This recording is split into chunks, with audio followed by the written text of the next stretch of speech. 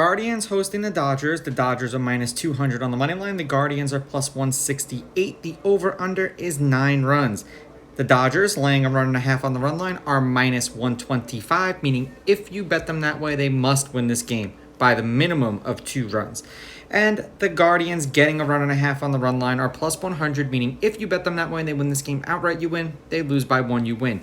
Now, these are the overnight odds. They're going to change the closer we get to first pitch tomorrow. So if you like a specific pitcher or you like a specific line, make sure when you bet these games, I really highly suggest that you bet the pitcher and not the team, because generally that's where the odds are made. Now, Miller did not pitch against the Guardians either last year or this year. They are 7-3 as a team in his last 10 appearances. He's averaging 5 innings pitched and 4.7 strikeouts per game in those games. In his last 5, more specifically, the Dodgers are 4-1. They've won his last 3 starts. The under has hit in his last 2 starts, although the over is 3-2 in his last 5 starts. He's got an ERA of 1.6, and he's averaging 5 1/3 innings pitched. And when pitchers are on good teams and the games are going over, to me, that just means they're getting run support. When they're on bad teams and it's happening, you just feel bad for the pitcher. Now, 1 earned run, 4 strikeouts, no home runs, 74 pitches. No earned runs, 4 strikeouts, no home runs, 91 pitches. 1 earned run, 3 strikeouts, no home runs, 82 pitches. And then back-to-back games with 3 earned runs and 6 strikeouts. And he actually had given up a home run in both of those games, 100 pitches and 85 pitches. And I'm just saying the home runs so that you know if a pitcher was getting a trickle-down effect where it was singles and hits, or if most of his runs came from, one fluky at bat, so to speak.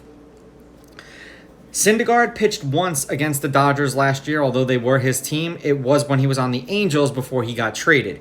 4 2/3, 1 run, 1 earned. They lost that game 2-0 in LA, even though he was on the Angels in Dodger Stadium, and he struck out 5. They're 1-3 as a team in his 4 appearances. He's averaging 4 1/3 innings pitched and 3.3 strikeouts per game in those games.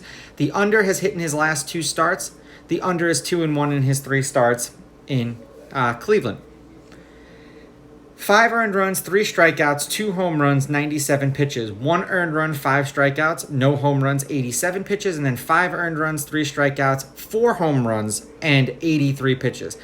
He hasn't seemingly transitioned very well over. He seems like he's a much better National League pitcher than he is an American League pitcher. Now, being that he's going up against the National League team, who knows if he'll bring his A game. Now, head-to-head, the road team is 6-4. These teams are 5-5 against each other in their last 10. The underdog is 7-3 on the money line. The underdog getting a run and a half on the run line is 8-2. There have been 4 one-run games in their last 10 meetings, 1 in the last series that they played against each other.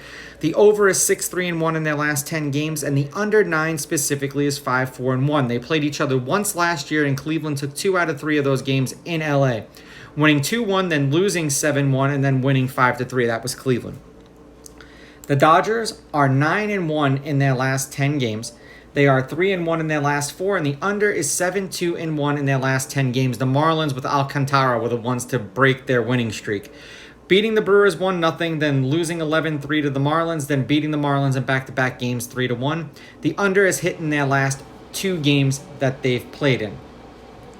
For the Guardians, they're 4-6 in their last 10, 1-4 in their last 5. They're on a 2-game losing streak, and the under is 7-3 in their last 10. The under has hit in their last 6 starts, or 6 outings, 6 games, whatever you want to say. Losing to the Tigers 4-2, beating the Tigers 4-1, and then losing 4-3 and 4-1 to the Tigers. Syndergaard has not been pitching well, but I don't know if this will mean that he'll pitch well against the Dodgers, because he generally does do well against National League teams. I'm going to take the Dodgers with the money line. I'm going to take the Dodgers laying the runs, and I'm going to go under. Even if they win this game 3-1, they'd still win by 2. These are just my picks. If you disagree, please go with your gut, and please bet responsibly.